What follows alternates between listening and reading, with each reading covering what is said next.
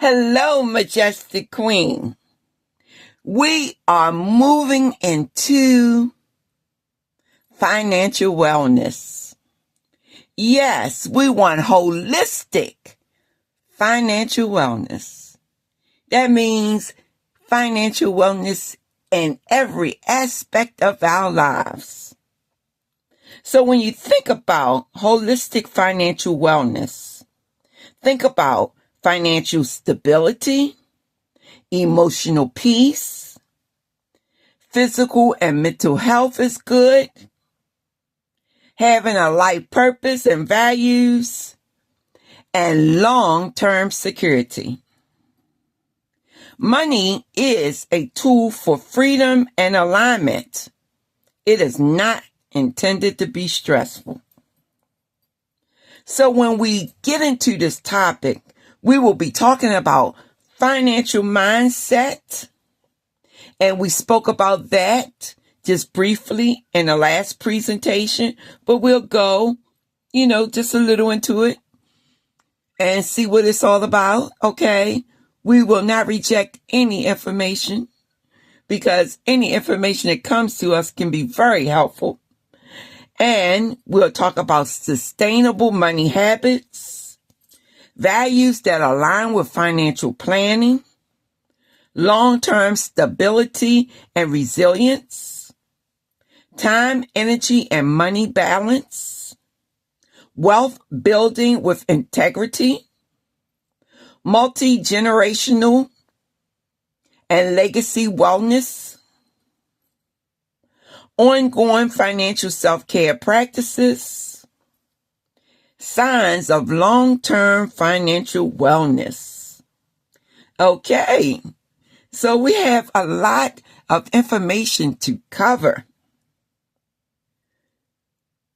Well, we did talk about the mindset and emotional financial health.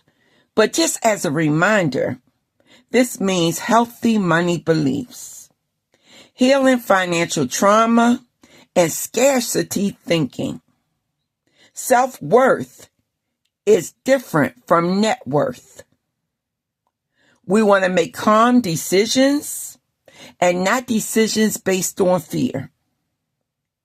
We want to be trusting of our finances and be comfortable in our finances. We want to have confidence as we're making financial choices. So some sustainable money habits are consistent saving and investing, value-based spending. That means we are paying attention to how we spend money and paying attention to whether or not we really need to spend it or not. We want to live below our means. That means less than your income or within your means, not in desperation. We want to think that this is a habit, so it's an automatic thing that I do to spend $60 a week on groceries and not a willpower type of decision about our money. We want to have regular financial checkups. That means you've been spending, you keeping your diary or your journal book with what you're spending your money on. So that means you are tracking your spending. Anything that you really don't have to have anymore, you eliminate it, and that will not come out your bank account ever again. So, like for example, having all these different cable stations that you have to pay for. Decide if you really need it or not, or if you really want it, and make the choice on the one that you really would like to keep and eliminate the rest of them. You're going to save some dollars that way. And that can go into your emergency fund or your pay me account. Okay, so we're going to pay attention to our finances. We're going to do checkups on our finances.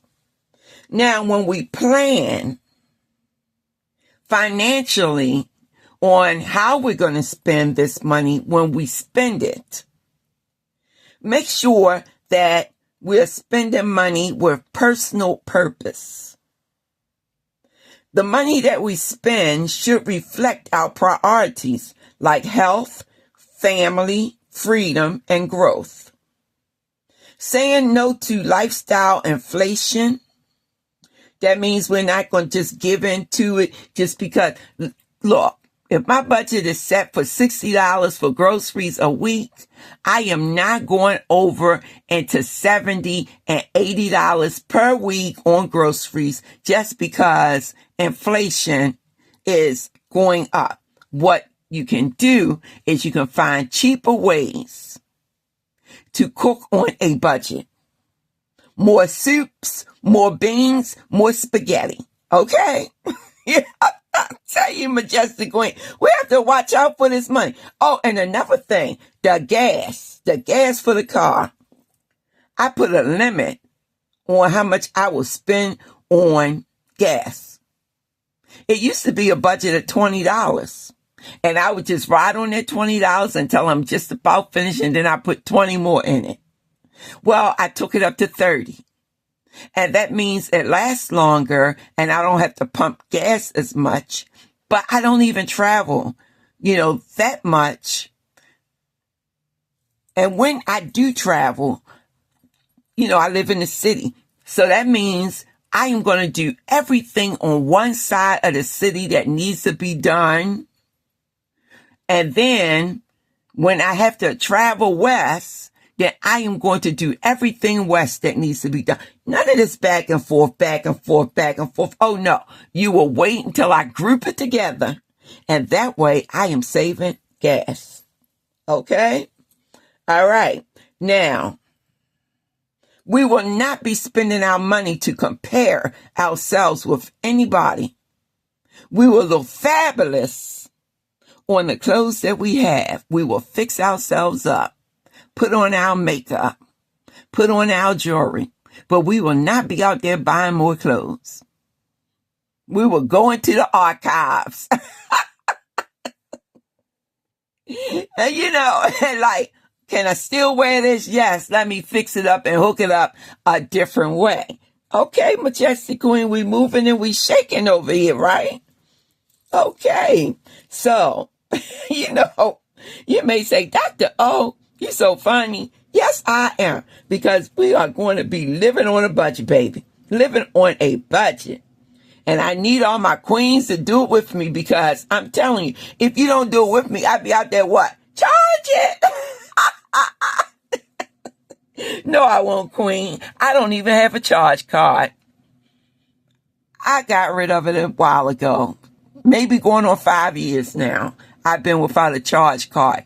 If it's not in my budget, then it won't get done. But I do have a pay me account and an emergency fund box. Okay? Yes, emergency funds. All right? We must have our emergency funds because we don't want to get caught. Car broke down and no way to pay for it. You feel me, queen? So we have to keep our little emergency funds somewhere safe. And mine is in my bank. Okay? Those safe deposit boxes. Okay. That's what I'm talking about. See, it stays over there. Then that way I'm not tempted to spend it. That's something I share with you, queen. Only you get that information. No mail gets it. Oh, no, I don't tell the mail nothing about the funds. No, you don't tell the mail nothing about the funds unless you are in an equal partnership and it must be known.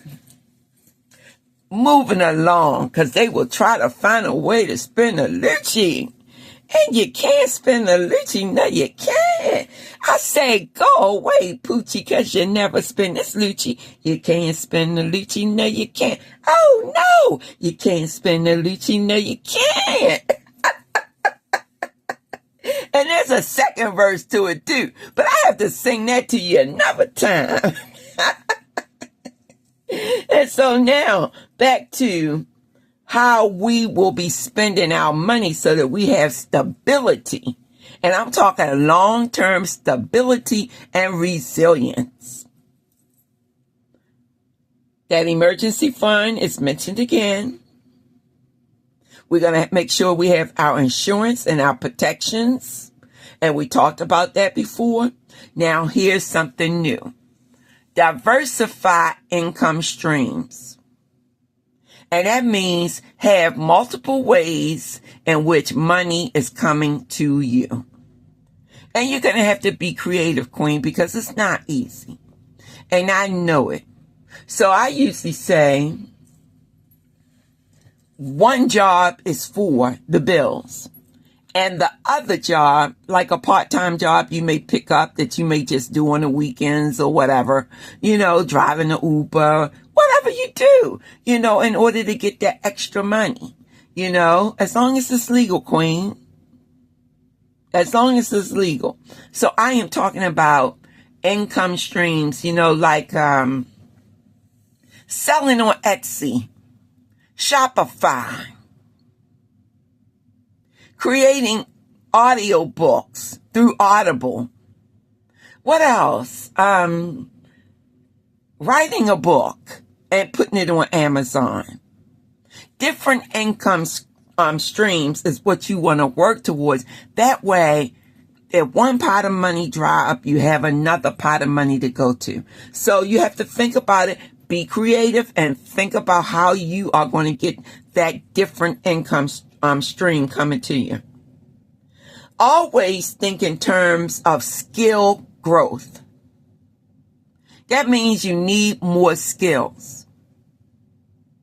That means that somehow you're going to have to get these skills, Queen. You can't be majestic. Look, you can't hang out with me if you're not going to open your mind up to getting new skills.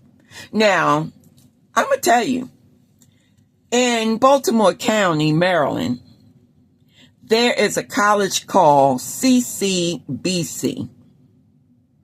And some of their classes are online, so you don't even have to live in Baltimore. And you pay the money so that you can get a new skill. And guess what? It's continuing education, so it's not that expensive. You could get a new skill, like, say, for example, you want to learn bookkeeping. So bookkeeping may cost you something like $65 for 3 weeks to learn. Queen, that's a new skill. You spent 3 weeks. What about tax preparation? That's a new skill. That's what I'm talking about, Queen. You have to get the new skills. That becomes your income stream. I have difficulty saying that word, stream. So that becomes your income stream. Okay? More money. And by all means, you have to understand life is going to happen. And what I mean by that, we don't know what's going to happen in life from one day to the next sometimes. So you have to be adaptable. Yes. If it comes in your direction, you swerve this way. If it comes in that way, you swerve in the next direction. But you must adapt to life and live life on life's terms, okay? Now, let's talk about time, energy, and money balance. We want to get money legally, okay? But we don't want to burn out. So don't make your plate so full that you don't have time to rest. Also, we don't want to trade our health for income. So find that work-life money balance. Find that harmony so that you can grow financially, but at the same time, you're protecting your health. Always try to be at rest and at peace for as much as you can. Now we're going to talk about building wealth with integrity. We want to have a long-term investing mindset. So that means if you have enough money to open a CD, that's long-term investing. If you can get some savings bonds, that's long-term investing. Okay? So something small that you can contribute money to that you're not going to miss as much. Okay? Always be responsible when you're thinking about investments. Understand that there is risk to all that you do when it comes to investments. So if you don't know enough about it, then see a financial advisor. Remember that growth through investments can be slow. So put that money into the investment and go on and make money some other kind of way. Okay? Financial independence is a choice, and it's not to be pressure. Okay? So build your wealth with integrity. Think about this multi-generational type of legacy that you would like to leave. So you want to be able to leave some money to the grandkids, leave some money to the kids. Okay? That's what they're talking about. So you're going to be in constant pursuit of learning about financial literacy. You're going to think ahead and think about, I'm not going to be here one day. So how am I going to safeguard my family? How am I going to plan my estate? Always try to do whatever you can do to reduce generational financial stress to the best of your ability. But keep in mind, I'm African American. So that means I have some savings, but not a whole lot. Not in these times. Okay? And I venture to say that a lot of people don't have a whole lot. Not in these times. But I am going to say that if you teach your kids well about money early, then they will not put the stress on you. And they will be out there earning their own money for their own investments. So they're going to do their part. And you're going to do your part. So you're going to watch the spending so that when time comes and God calls your number and you have to leave Earth, maybe you'll have a pot of money somewhere that you can, leave for them. Okay? Hopefully so. Now, you want to create opportunities for yourself. You want to be able to work that part-time job and it creates more opportunities because remember, that check you get from work and you only work in one job, that's for the bills. Then you work a part-time job and you don't give it to the bills, you give it to your pay me account, okay? All right now, Queen, I'm trying to teach you something here. Queen, I'm older. And see, as an older individual, I felt as though when I created this podcast that I wanted to teach and mentor the younger generations beneath me. I don't have to be in your living room. I don't have to be sitting in the kitchen or talking to you over the phone. These video presentations, Queen, if you listen, you're going to learn something. Because one thing I don't do is waste precious time. I joke, I play, but when it's time to get down to the serious business, Queen, I am on it. If only you knew. I'm going to tell you something, Queen. It is now 8:31. And I'm talking 8:31 a.m. and I have not been asleep. So when I tell you I'm on it, I am on it, Queen. I am on it. Now, I'm not trying to tell you to be just like me, because I am going to get some time to sleep. I don't have a lot of work activities to do today. So that's why I stayed up.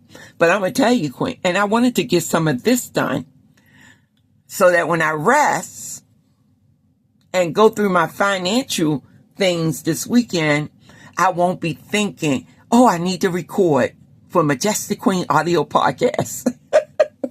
So anyway, let's get back to the topic. We want to create opportunities for ourselves and not feel obligated. So if you have to leave the part-time job, you won't feel stressed to keep it if you don't need to keep it and you don't want to keep it anymore. Okay? All right. So we want to teach our family members values about money. I'm going to tell you a quick story. I have a daughter and nieces. And when they were younger, we were going down the mall. So my nieces, they are my sister's kids. She's deceased now. But my nieces, they were spoiled by their mother as far as material things were concerned. But my child, I did not want to do that, and I had other financial obligations. So I would talk to my kids about living on a budget, because that's what we had to do. We had to live on a budget because their father was deceased and I was a single parent. So I had to make ends meet. And so I stressed budget. So back to the story of being in the mall. So we're walking down the hall of the mall and they're looking in stores through the windows and everything. And my nieces, they like, come on, let's go and do this. So I'm walking ahead of them, but I can hear everything that they're talking about. I'm walking ahead because they're in their teen years at that time. And you know, teens, they want to talk and they don't want an older person like their mother and aunt listening in on what they're saying, but I can hear everything that they're saying. So my nieces are saying like, come on, let's go into the store and spend this money. My daughter spun around like the Tasmanian devil. And she said, now this is a girl that I did not think was listening to nothing I was saying as I was parenting her, because she was always nonchalant. Okay. So she spun around like the Tasmanian devil and said, look, she said, my mother said that we live on a budget. I said, oh my God. Oh Lord, even to think about it right now. It was so funny. I turned around. I was like shocked. I was shocked. I turned around. I looked at her. I said, you heard me? She said, yeah, I heard you. So I couldn't do nothing but bust out laughing. I'm telling you, because I didn't think that she was listening. But she learned that you have to live life on a budget. I don't care how much money you have. Okay? You should be thinking about the budget and saving as much as you can, especially in these days and times. So, with that being said, we want to teach these values and we want to accumulate whatever the assets are, but we want it to be assets that we can, if we need to trade it in because there's something that we need to get done and we don't have enough money, then if you have to go to the assets, you have to go to the assets, because just like the emergency fund, just like the pay me account, it can be rebuilt. Okay. So now let's give ourselves some self-care practices to ensure that we are going to be financially well and healthy. Okay? So that means we're going to do monthly money check-ins. So we're looking at our budget and we're seeing where the money is going.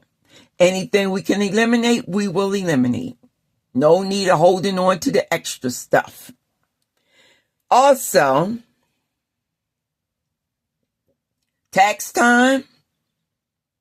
Sit down and talk to the person that's doing your taxes. That will be a financial review. When you are making progress, be grateful that you can save whatever you can save. If you can't save 50, save 25. Save whatever you can save. You don't have to worry about being perfect at it. As time goes on, you will become a little more perfect than you are today. When you make mistakes, like spend too much, say for example, you go over the $60 a week groceries. Now you might think I'm joking, but I am not joking. $60 a week. And then I don't eat all that food in the week. So I add on the next week. And then if I don't eat all of that, I add on the next week and I keep it going so that the refrigerator has food in it, the freezer and the cabinets, because you never know when you may get a snowstorm and be trapped in, or some other type of emergency that will have you trapped in the house. You know, you never know. So you have to be what? Emergency prepared. Okay. All right. So when you make mistakes, be compassionate. You went over the $60, you spent $65. Okay. Be compassionate with yourself. Say, do better the next time. And always be involved in continuous learning about financial literacy. Now, here are some signs that you are doing well financially. You are getting to that financial wellness. Here's the signs. You feel calm about money most days. You can handle setbacks without panic. Your spending aligns with your values. You plan for the future without fear. Money supports your well-being, not your anxiety. All right. So now, Majestic Queen, you have something to think about. As far as your financial health is concerned, we are always aiming for financial wellness. We don't want to be financially sick and worried and filled with anxiety and stress. No, we want to stay prepared, Majestic Queen. I said prepared, Majestic Queen. That's what we want to do. With that being said, Queen, I will talk to you in another video presentation. Be blessed, and I am going to get some rest because I have worked all night long. See, you got to take care of yourself. You got to take care of you. All right, talk to you another time, Queen.